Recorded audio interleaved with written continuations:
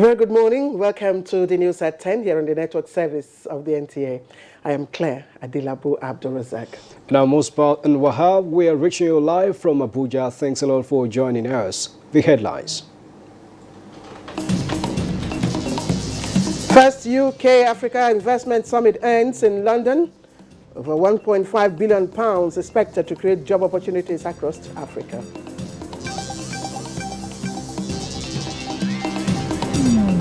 The adoption of the Health and Social Protection Programme by the D8 member countries is therefore timely. Nigeria and 7 other member countries of D8 sign agreement for implementation of Health and Social Protection Programme.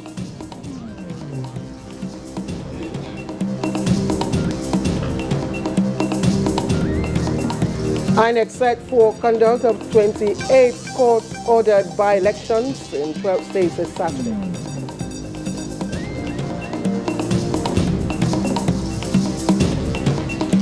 Plus, Supreme Court affirms election of Benue and Adamawa states governors.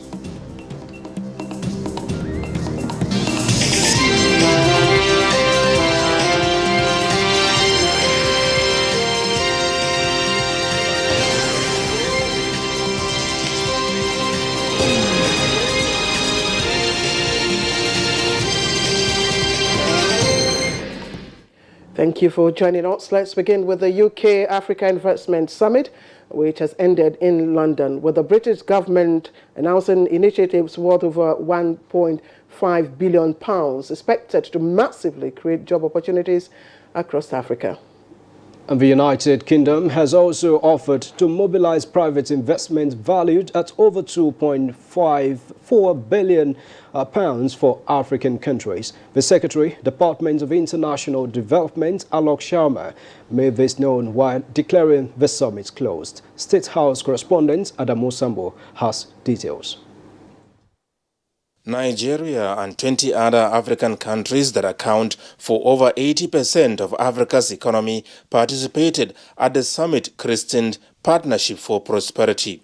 Organizers believe that as Africa grows and develops, international partnerships and investment will be key to unleashing that potential and delivering a better future for all. United Kingdom wants to be that investment partner of choice for Africa, an ambition clearly shared by participants. And as we get Brexit done, we want a closer trading partnership with African nations. Today, CDC has agreed new investments worth £300 million and are committed to invest a further £2 billion in Africa over the next 2 years. And what makes the UK different is our recognition that this huge investment needs to be felt by local communities across the whole of Africa. Some members on President Buhari's delegation to the summit described Nigeria's participation as a worthwhile undertaking. We've seen throughout this summit, there's been quite a lot of focus on Nigeria, and I think there's a realization that Nigeria is very much a market and a people that it's worth engaging with. And of course, we hope to see this translated into concrete investment. We are likely now to begin to see a re-engagement that will be beneficial not only for the many African economies, but also for the UK. It means that Nigeria will have a head start in any rebuilding of business and investment relations with the UK. Nigeria can lead the way for other African countries to follow.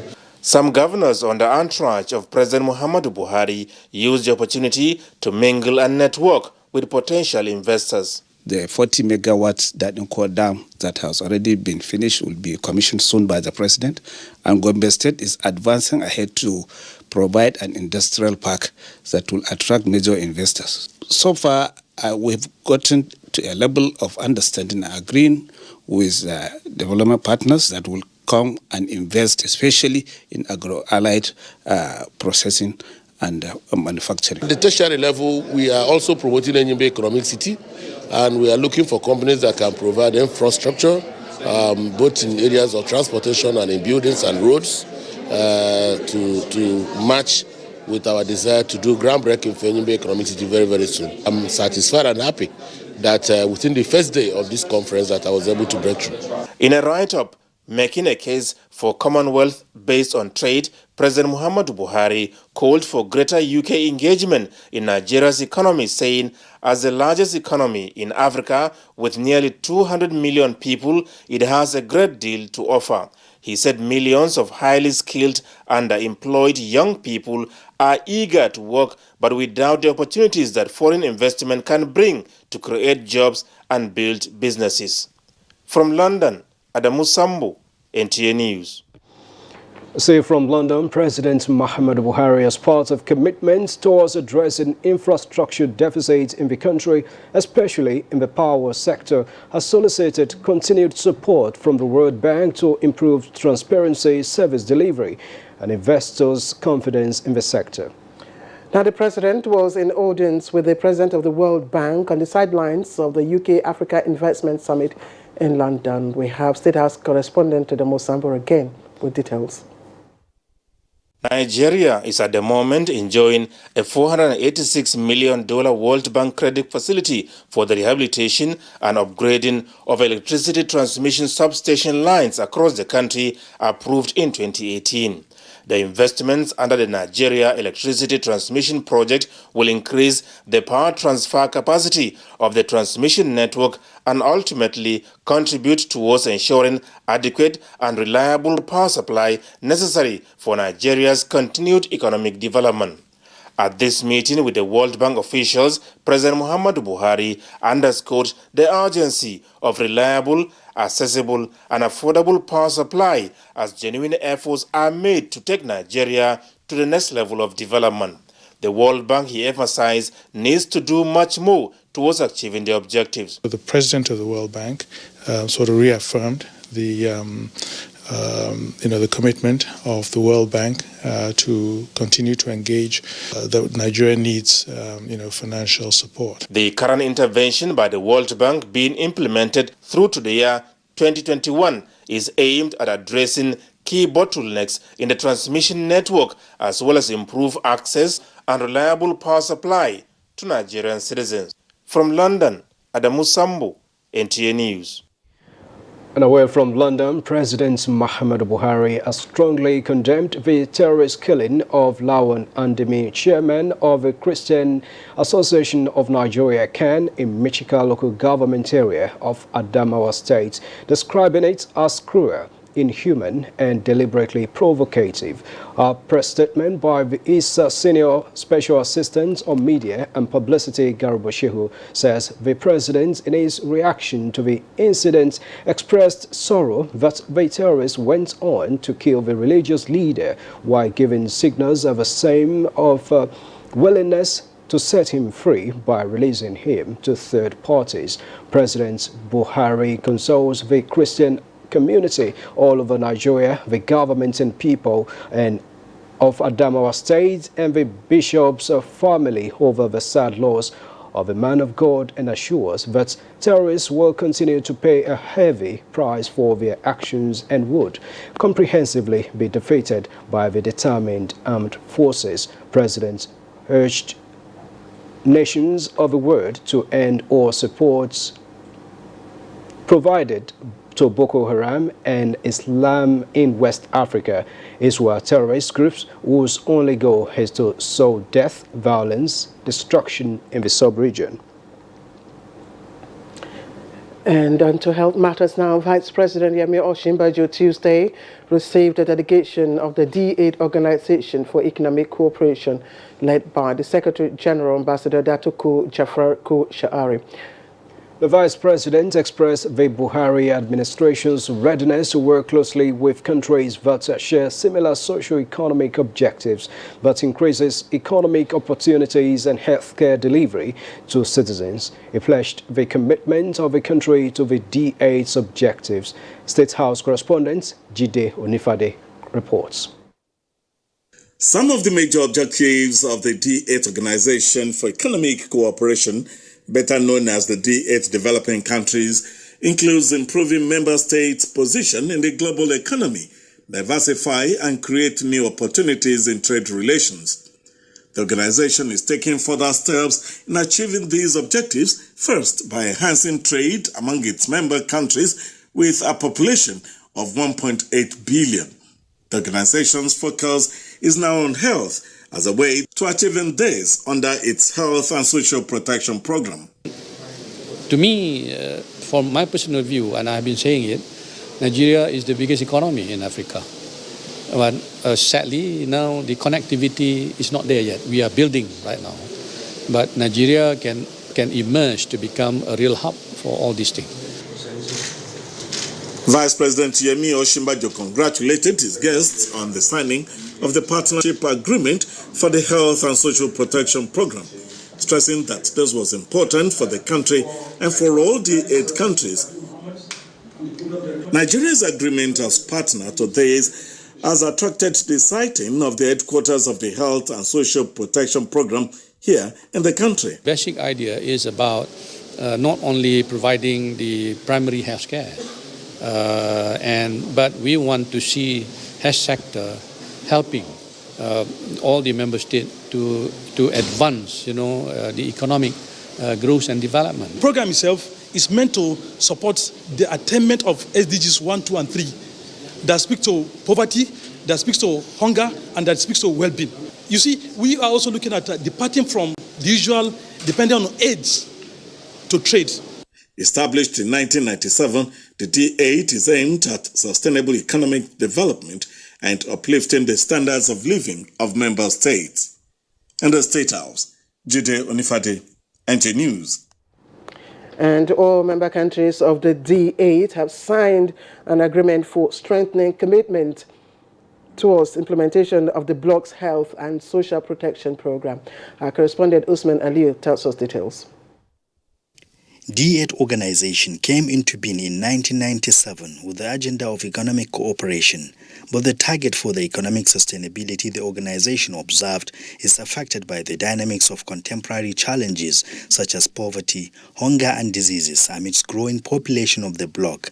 Sequel to this, the organization resolved on initiatives to uplift its people by amplifying pillars of health and social protection program.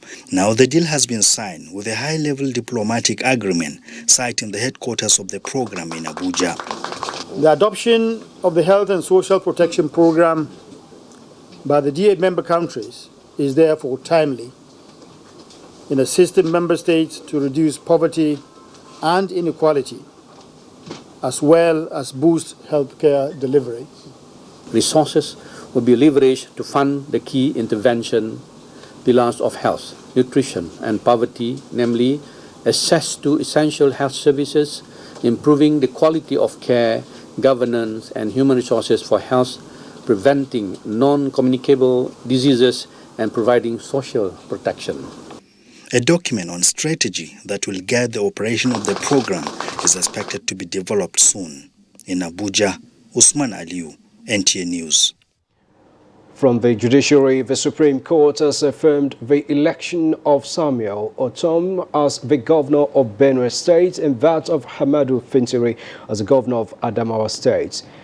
And in a unanimous decision, the 7-man panel of justices led by Justice Bode Rhodes Viva dismissed the 2 appeals by the appellants for lacking in merit. Vera Chimamba was there. In a unanimous judgment of the 7-man panel led by Justice Bode Rhodes Viva, the Supreme Court, in upholding the submissions of the respondent counsels, said it aligned its decision with the concurrent judgment of the lower courts. In addition, stated that the barometer for measuring overvoting remained the card reader, which was not proved. Counsel to Emmanuel Jime Yusuf Ali asked the court to nullify the re-election of Samuel Ortom on the grounds that the difference between the number of accredited voters recorded by the card reader machine and the number of votes recorded were at variance.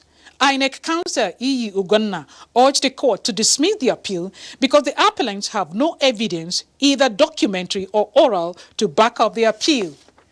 Counsel to Ortom Sebastian Horn said apart from the contradictions between pleadings and results declared, the appellant's case predicted on card reader machine lacked merit as the card reader issue was struck out at the tribunal.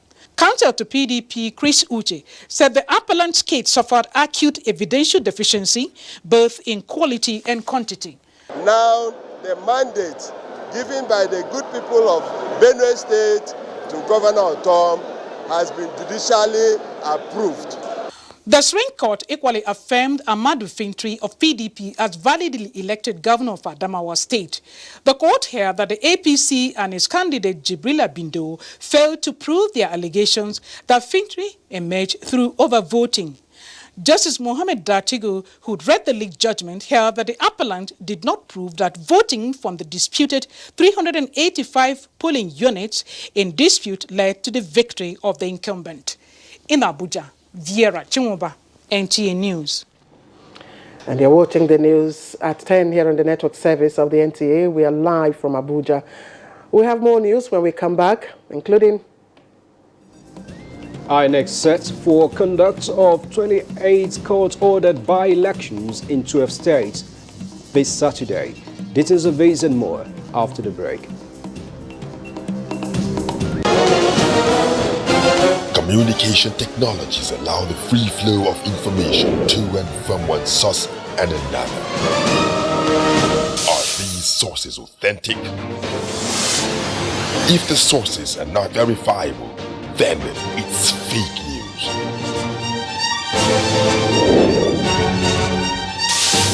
Don't share, don't kill.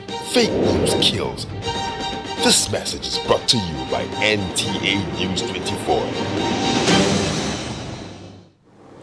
Welcome back. Now, the Sultanate Council has expressed appreciation to the people of Sokoto State for the maturity in not engaging in violence after the Supreme Court judgment on the governorship election in the state. This came up when Governor Aminu Waziri Tambuwal paid homage at the palace. Dalhatu Abdullahi reports. The homage on the Sultan by Governor Aminu Waziri Tambuwal is coming after the final verdict of the Supreme Court on his electoral victory. Sultan of Sokoto, Muhammad Sa'ad Abubakar said the sense of maturity shown by the people of the state is highly commendable, saying one of the political events that triggers political violence is political rally among politicians. He expressed happiness that the outcome of the recent development at the Supreme Court did not affect the stability and peaceful coexistence of the people in the state. The Sultan appealed to people of the state to bury their political differences by putting general interests of the state at heart for the overall development of the state. The Sultan maintained that many lessons were learned during the 2019 electoral processes and asked the people to use such as basis of taking state interests and maintaining sense of brotherhood ahead of political interests. Governor Aminu Waziri Tambuwal told the Sultan that they were at the palace to thank the people of the state through him for their sustained support and prayers. Tambuwal also called on the supporters of other political parties to join his administration to develop the state for the better. Earlier, Governor Tambuwal was received at Sultan Abubakar III International Airport, Sokoto, by his supporters. Thereafter, special prayer was observed at the Government House Mosque for his victory. In Sokoto, Alat Abdullahi, NTA News. And from the INEC headquarters, Abuja, Mayor Ogidi reports that the new resident electoral commissioners have been sworn in, and that all is now set for the conduct of 28 court-ordered by-elections in 12 states this Saturday. Keeping the new year behind, but the vacancies created by 2019 still form part of the INEC agenda for 2020. Resident Electoral Commissioner of Cross River State, Frankland Biriai, resigned to contest the Bayelsa governorship election, while the Resident Electoral Commissioner of Taraba State, Baba Yusuf, passed on, all in late 2019. So, 2 seats became vacant in the sitting arrangement at the INEC Conference Hall. After due constitutional procedures from the presidency to the Senate, Umma Mukhtar of Borno State and Alalibos Nikim Johnson of Bayelsa filled these vacancies in a brief ceremony that requires only 3 pens. I will do right to all manners of people. This solemn oath will be put to test few hours from now. There will be election in Cross River State in 2 constituencies. So Dr. Johnson your work is clearly cut out right from the beginning. 28 court-ordered elections in 12 states on the 25th of January 2020, and INEC is set with the rules clearly read out.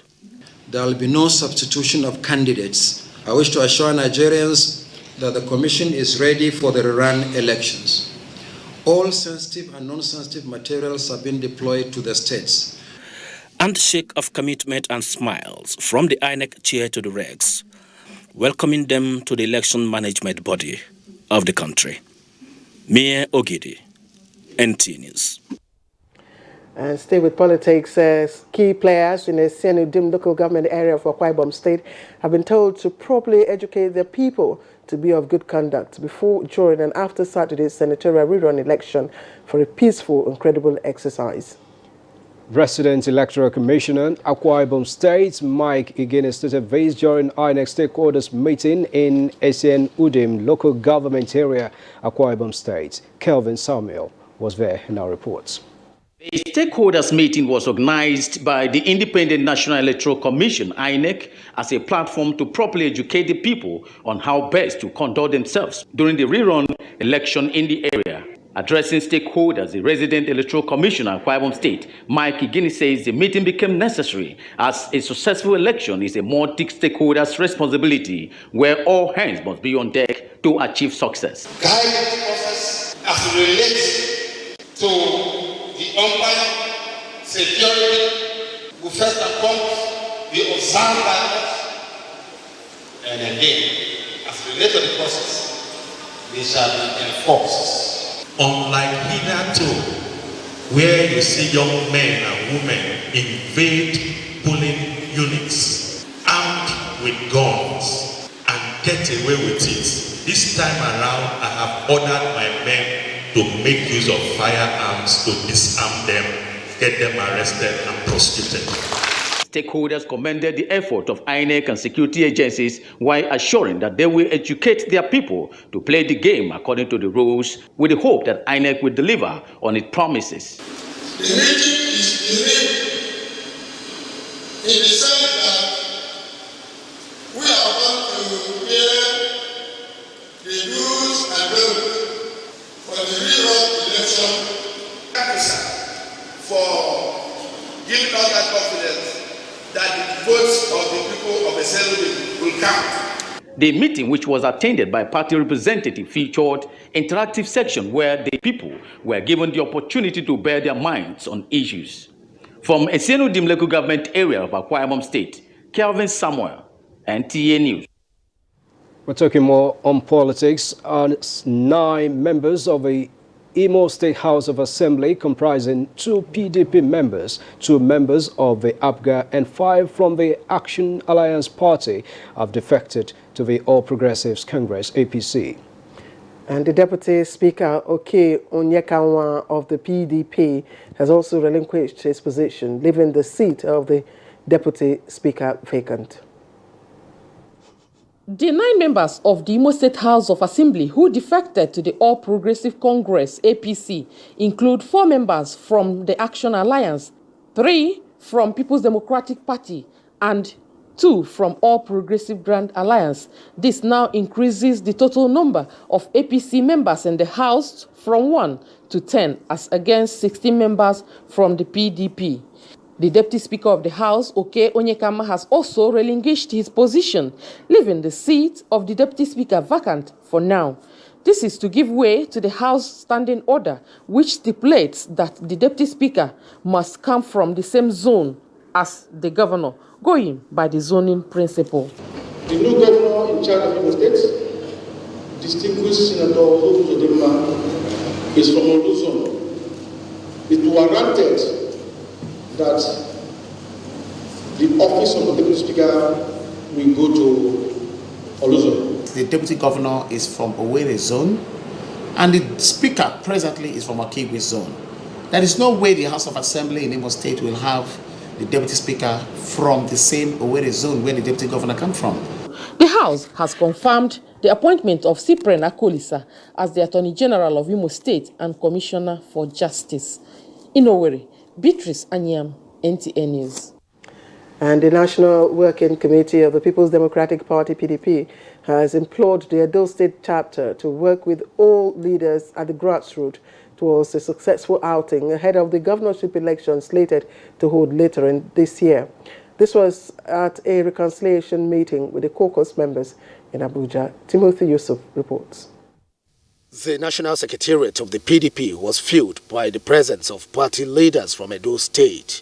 Their visit was at the instance of its National Working Committee for a meeting which was behind closed doors. After several hours of deliberations, it was disclosed that one agenda dominated the meeting. It is reconciliation of all aggrieved factions. We have resolved that we'll go home, work with our leaders and the grassroots. So at the end of the day, the Congress, which will start from the 1st of February, will be a huge success by God's grace. And all the stakeholders here were happy with the meeting. And we're one family.